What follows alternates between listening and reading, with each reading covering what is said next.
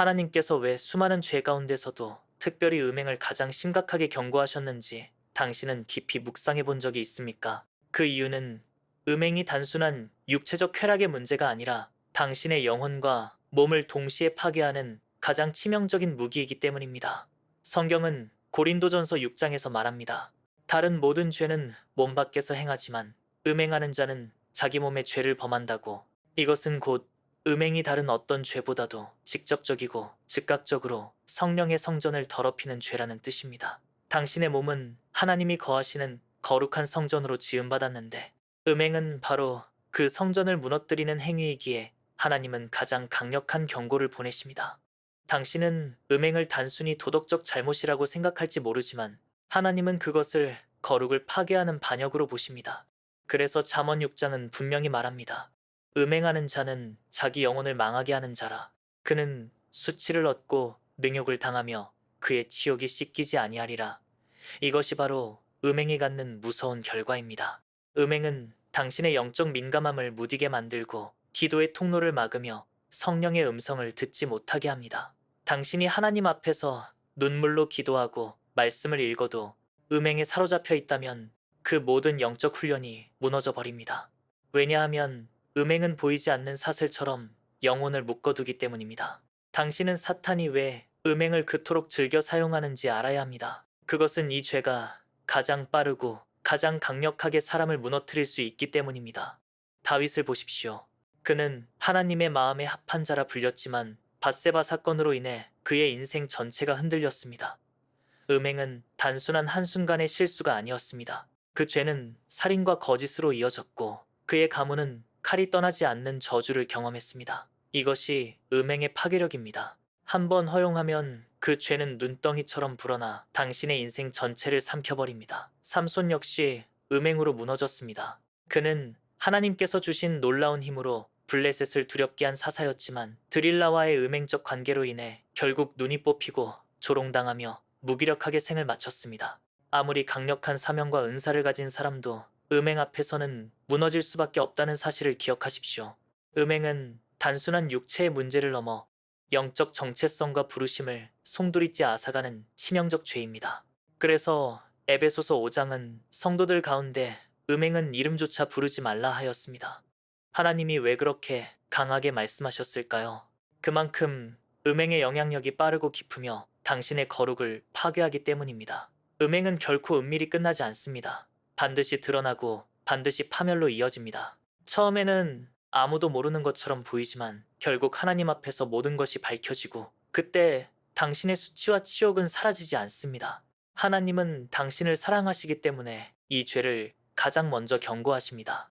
당신이 조금이라도 타협하면 음행은 당신의 삶에 뿌리를 내리고 그 뿌리는 세대를 타고 번져갑니다. 이스라엘이 가나안 땅에서 왜 무너졌는지를 보십시오. 그들은 우상을 숭배하며 음행에 빠졌습니다. 민수기 25장에서 이스라엘 백성들이 모압 여인들과 음행할 때 하나님의 진노가 내려 수많은 사람이 죽음을 당했습니다. 하나님은 단순히 음행을 도덕적 문제로 여기지 않으십니다. 그것을 언약을 깨뜨리고 하나님의 영광을 더럽히는 반역으로 여기십니다. 음행은 당신의 몸을 더럽히고 당신의 영혼을 마비시키며 결국 하나님의 임재를 떠나게 만듭니다. 그러므로 성경은 반복해서 flee, 도망치라고 말합니다. 음행은 맞서 싸우는 죄가 아니라 피해야 하는 죄입니다. 그 힘이 너무 강력하기 때문에 당신이 나는 견딜 수 있다라고 생각하는 순간 이미 속고 있는 것입니다. 당신은 반드시 피해야 합니다. 지금도 성령께서 당신에게 속삭이고 계십니다. 음행을 끊어라. 거룩을 지켜라. 몸을 하나님께 드려라. 로마서 12장에 기록된 대로 당신의 몸을 거룩한 산제물로 드리라. 이것이 하나님이 원하시는 영적 예배입니다. 만약 당신이 음행을 끊지 않는다면 당신의 영혼은 점점 무뎌지고 결국에는 하나님을 두려워하지 않게 될 것입니다. 이것이야말로 가장 무서운 심판입니다. 음행은 당신의 영적 눈을 가리고 귀를 막으며 하나님의 말씀을 들을 수 없게 합니다. 그리고 마침내 당신을 멸망의 길로 끌고 갑니다. 지금 당신이 서 있는 자리가 어디입니까? 하나님은 당신을 향해 경고하십니다. 음행은 결코 작은 죄가 아니다. 그것은 당신의 거룩을 파괴하는 은밀한 무기이며 당신의 사명과 부르심을 빼앗는 가장 치명적인 덫이다. 오늘 하나님은 당신에게 말씀하십니다. 음행에서 돌이켜라. 거룩을 지켜라. 성령께서 거하실 수 있는 성전으로 자신을 세워라. 이것이 하나님이 음행을 가장 심각하게 경고하신 첫 번째 이유이며 동시에 당신을 향한 하나님의 사랑의 외침입니다. 음행이 무서운 이유는 단순히 개인의 거룩을 무너뜨리는 데서 끝나지 않고 반드시 다음 세대와 가정 전체를 파괴하는 영적 유산으로 이어지기 때문입니다. 성경은 출애굽기에서 아버지의 죄가 3, 4대까지 이른다고 경고합니다. 이것은 단순히 율법적 형벌이 아니라 죄의 영향력이 세대를 넘어 전달된다는 사실을 보여줍니다. 음행은 그 중에서도 가장 강력한 유산을 남기는 죄입니다. 다윗의 가문을 보십시오. 그의 음행은 단순한 개인의 추락으로 끝나지 않았습니다. 밧세바와의 사건 이후 그의 아들 암논은 이복누이 다말을 욕보였고 이에 분노한 압살롬은 암논을 살해하고 나아가 아버지를 배신해 왕위를 찬탈하려 했습니다. 다윗이 범한 음행의 씨앗은 그의 아들들의 삶에서 더 큰 죄악으로 자라났고 결국 가정 전체와 나라의 분열로 이어졌습니다. 이처럼 음행은 결코 한 세대에서 끝나지 않습니다. 반드시 다음 세대에서 더 큰 파괴력으로 드러납니다. 당신이 은밀히 행한다고 생각하는 음행은 사실상 자녀들에게 영적 문을 열어주는 것이며 그 문을 통해 동일한 유혹이 흘러가고 더 강력하게 그들을 사로잡게 됩니다. 그래서 부모 세대가 거룩을 잃으면 자녀 세대는 더 쉽게 무너지고 결국 가정 전체의 영적 흐름이 끊기게 되는 것입니다. 이것이 바로 세대를 파괴하는 영적 유산의 본질입니다. 오늘날 사회를 보십시오. 성적 타락이 문화로 포장되고 미디어로 확산될 때 가장 먼저 영향을 받는 이들이 누구입니까? 바로 다음 세대 청년들과 자녀들입니다.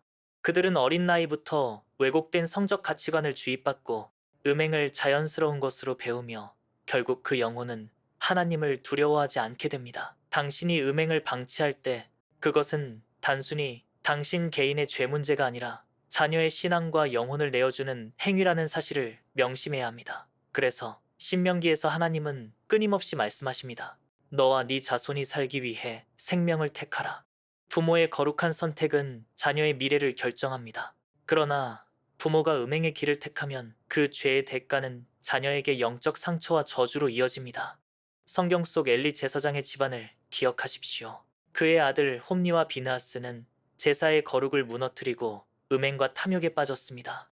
결국 하나님은 그 가문 전체를 끊으시고 언약궤마저 빼앗기는 심판을 내리셨습니다. 이것은 단순히 아들들의 문제가 아니라 아버지가 가정 안에서 거룩을 세우지 못하고 음행을 방치했기 때문이었습니다. 이처럼 가정 안에서 음행을 허용하는 순간 그 죄는 세대를 무너뜨리고 하나님의 언약적 보호를 잃게 합니다. 당신이 지금 음행에 빠져 있다면 그것은 당신의 자녀에게도 영적 위험을 전가하는 것임을 잊지 마십시오. 왜냐하면 영적 세계는 닫힌 문과 열린 문으로 작동하기 때문입니다. 당신이 음행으로 문을 열어두면 그 통로는 자녀에게까지 연결됩니다. 오늘날 많은 가정이 무너지는 이유는 경제적 어려움이나 사회적 문제만이 아닙니다. 보이지 않는 영역에서 음행이 이미 뿌리내렸기 때문입니다. 부모가 은밀히 즐기는 음란물, 관계 속에서 허용된 불순결, 거룩을 잃어버린 타협이 결국 자녀의 영혼을 무너뜨립니다. 자녀들은 말하지 않아도 부모의 영적 상태를 따라가게 되어 있습니다. 당신이 음행에 사로잡혀 살면 자녀는 말씀보다 세상의 쾌락에 더 쉽게 끌리게 됩니다. 그래서 하나님은 이 죄를 더욱 강하게 경고하십니다. 당신이 오늘 거룩을 선택하면 그 결단은 자녀와 손주 세대까지 축복으로 흘러가지만 반대로 음행을 붙잡는다면 그 죄의 대가는 세대 전체에 상처와 파멸로 이어집니다. 당신은 가정 안에서 세대의 흐름을 바꾸는 책임자입니다. 하나님은 아브라함에게 언약을 주시며 너와 네 후손에게 복을 주시겠다고 하셨습니다. 그러나 그 언약은 거룩을 전제로 세워졌습니다. 만약 아브라함이 음행의 길을 택했다면 결코 그 약속은 성취되지 않았을 것입니다. 오늘 하나님은 당신을 세대의 전환점으로 부르고 계십니다. 당신이 음행에서 돌이켜 거룩을 선택할 때 그 순간이 바로 자녀와 후손을 위한 영적 유산을 새롭게 세우는 시작이 됩니다. 그러나 당신이 음행을 붙잡는다면 그 죄는 반드시 자녀의 삶의 그림자로 드리워질 것입니다. 음행이 더욱 심각한 이유는 마지막 때에 사탄이 성도들을 넘어뜨리기 위해 가장 강력하게 사용하는 최후의 전략이기 때문입니다. 요한계시록을 보면 큰 음녀 바벨론이 세상을 미혹하며 성도들까지 넘어뜨리는 장면이 등장합니다. 이는 단순한 역사적 사건을 넘어 마지막 시대에 음행의 영이 얼마나 강력하게 역사할지를 보여줍니다. 바벨론의 음행은 단순히 육체적 타락을 뜻하는 것이 아니라 영적 음행, 즉 하나님을 떠나 세상의 욕망과 쾌락에 자신을 내어주는 것을 포함합니다.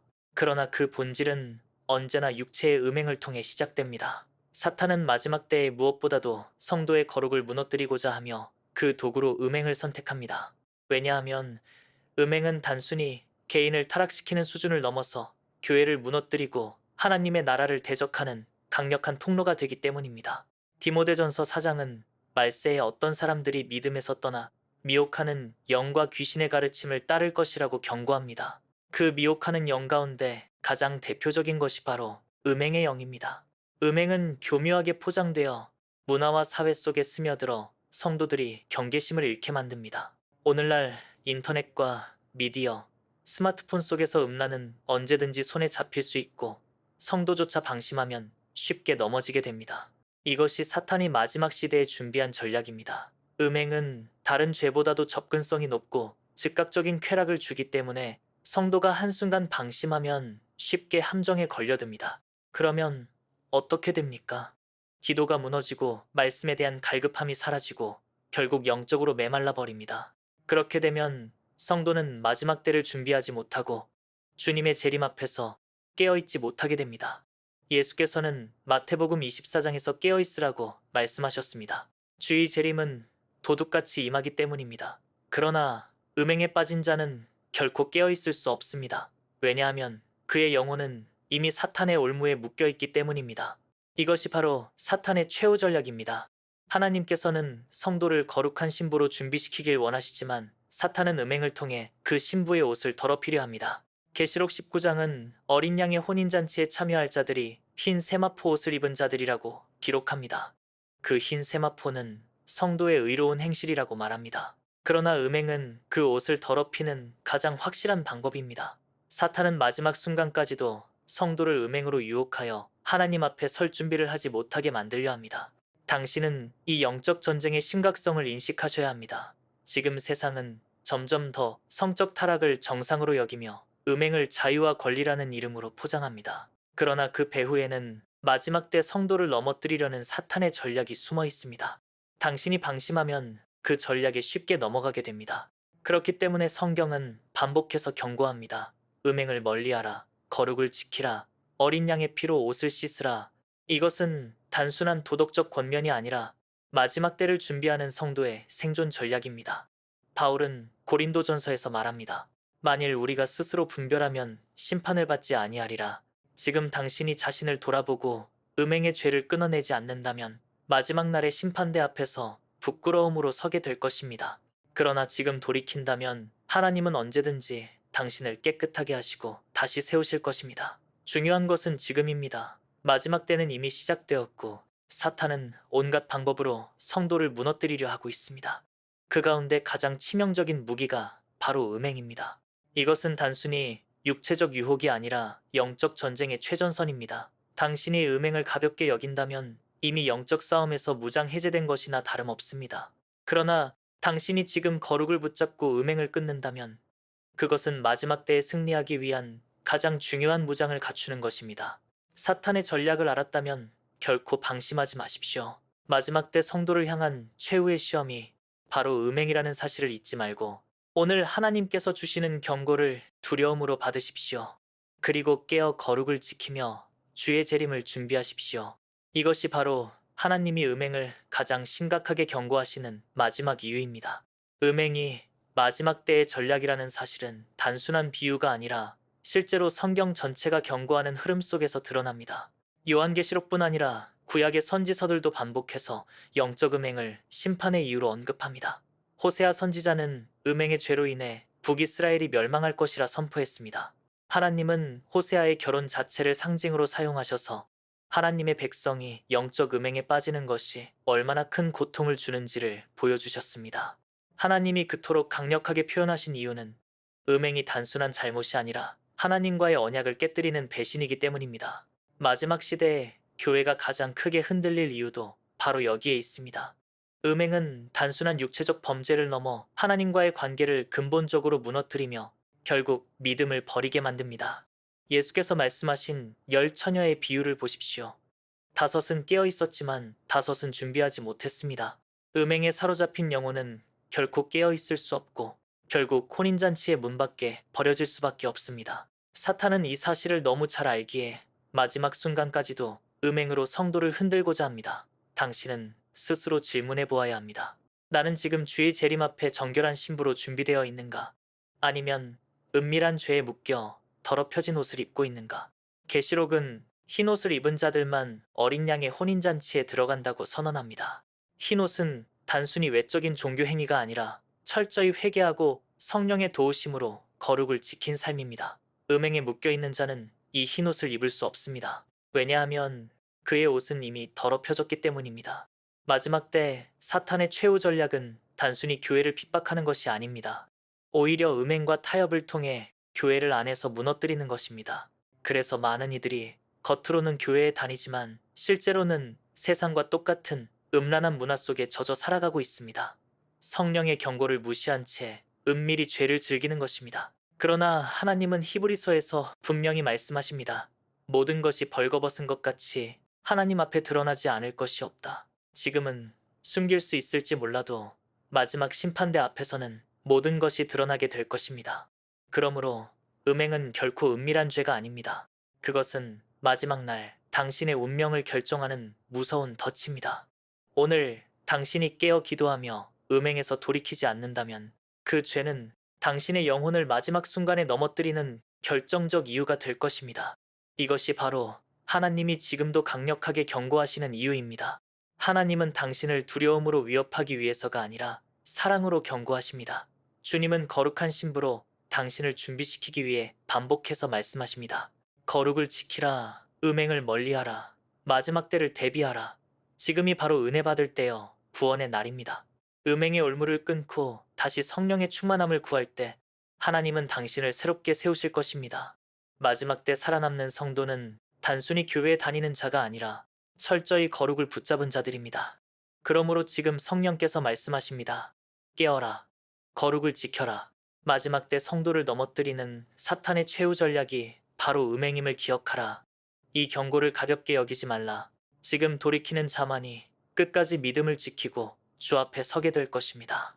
음행이 마지막 때의 전략이라는 사실은 단순한 비유가 아니라 실제로 성경 전체가 경고하는 흐름 속에서 드러납니다. 요한계시록뿐 아니라 구약의 선지서들도 반복해서 영적 음행을 심판의 이유로 언급합니다. 호세아 선지자는 음행의 죄로 인해 북이스라엘이 멸망할 것이라 선포했습니다. 하나님은 호세아의 결혼 자체를 상징으로 사용하셔서 하나님의 백성이 영적 음행에 빠지는 것이 얼마나 큰 고통을 주는지를 보여주셨습니다. 하나님이 그토록 강력하게 표현하신 이유는 음행이 단순한 잘못이 아니라 하나님과의 언약을 깨뜨리는 배신이기 때문입니다. 마지막 시대에 교회가 가장 크게 흔들릴 이유도 바로 여기에 있습니다. 음행은 단순한 육체적 범죄를 넘어 하나님과의 관계를 근본적으로 무너뜨리며 결국 믿음을 버리게 만듭니다. 예수께서 말씀하신 열 처녀의 비유를 보십시오. 다섯은 깨어 있었지만 다섯은 준비하지 못했습니다. 음행에 사로잡힌 영혼은 결코 깨어 있을 수 없고 결국 혼인잔치의 문 밖에 버려질 수밖에 없습니다. 사탄은 이 사실을 너무 잘 알기에 마지막 순간까지도 음행으로 성도를 흔들고자 합니다. 당신은 스스로 질문해 보아야 합니다. 나는 지금 주의 재림 앞에 정결한 신부로 준비되어 있는가? 아니면 은밀한 죄에 묶여 더럽혀진 옷을 입고 있는가? 계시록은 흰 옷을 입은 자들만 어린 양의 혼인잔치에 들어간다고 선언합니다.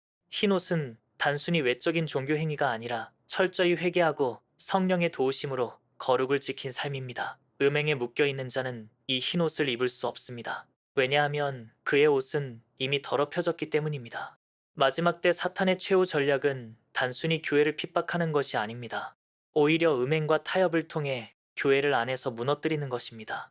그래서 많은 이들이 겉으로는 교회에 다니지만 실제로는 세상과 똑같은 음란한 문화 속에 젖어 살아가고 있습니다. 성령의 경고를 무시한 채 은밀히 죄를 즐기는 것입니다. 그러나 하나님은 히브리서에서 분명히 말씀하십니다. 모든 것이 벌거벗은 것 같이 하나님 앞에 드러나지 않을 것이 없다. 지금은 숨길 수 있을지 몰라도 마지막 심판대 앞에서는 모든 것이 드러나게 될 것입니다.